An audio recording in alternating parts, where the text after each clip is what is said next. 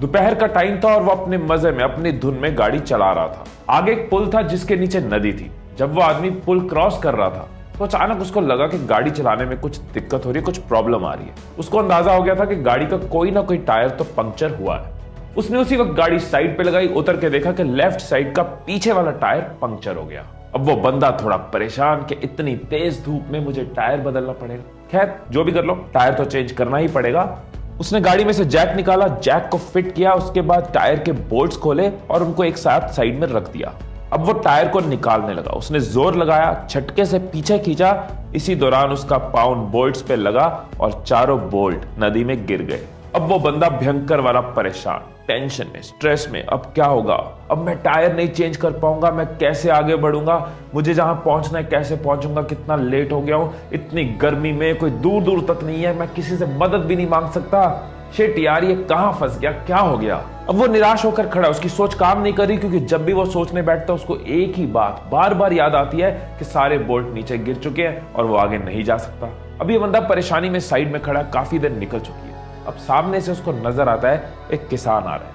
ये सोच रहा होता है इससे मदद मांगू ना मांगू, ये क्या मदद कर पाएगा मेरी। अभी ये सोच ही रहा होता है कि किसान खुद ही आकर पूछ लेता है, साहब कोई परेशानी है तो बताइए, क्या मैं आपकी कोई मदद कर सकता हूँ?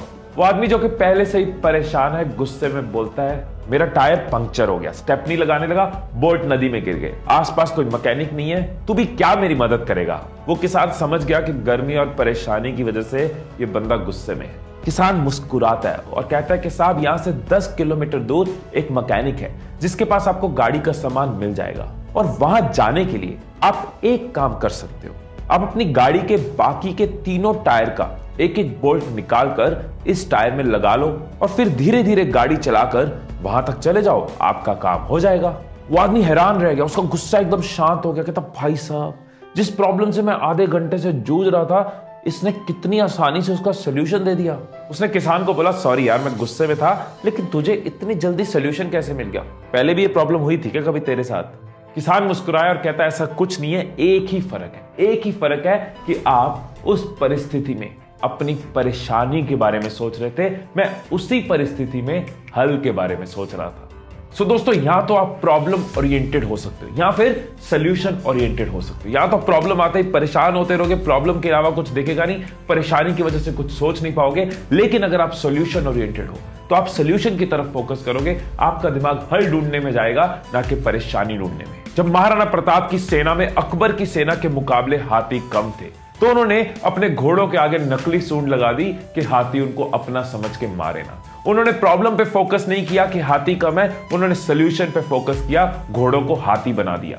धीरूभाई अंबानी ने अपने फाइनेंशियल स्टेटस को, अपनी माली हालत को प्रॉब्लम नहीं माना। उन्होंने पकौड़े बेचे, यमन में जाके जॉब करी, कुछ भी किया, आगे बढ़ते रहे, क्योंकि वो सोल्यूशन ओरिएंटेड थे, प्रॉब्लम सोच के रुक नहीं गए, बैठ नहीं गए।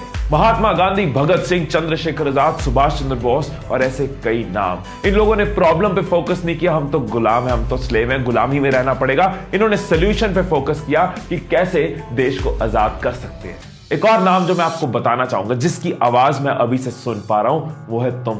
तुम्हारी आवाज कि तुम प्रॉब्लम ओरिएंटेड नहीं, सोल्यूशन ओरिएंटेड हो। आज से सोल्यूशन ओरिएंटेड हो।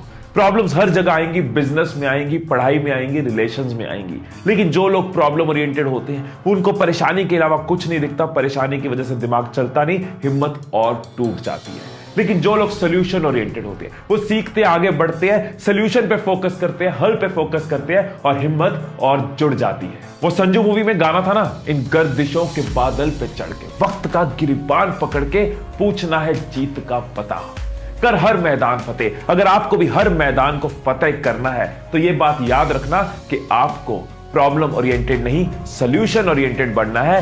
हिम्मत तोड़नी नहीं, हिम्मत बढ़ानी है। हर बार फोकस सोल्यूशंस पे करना है, प्रॉब्लम की वजह से रुकना नहीं। Stay blessed, stay inspired and I love you all.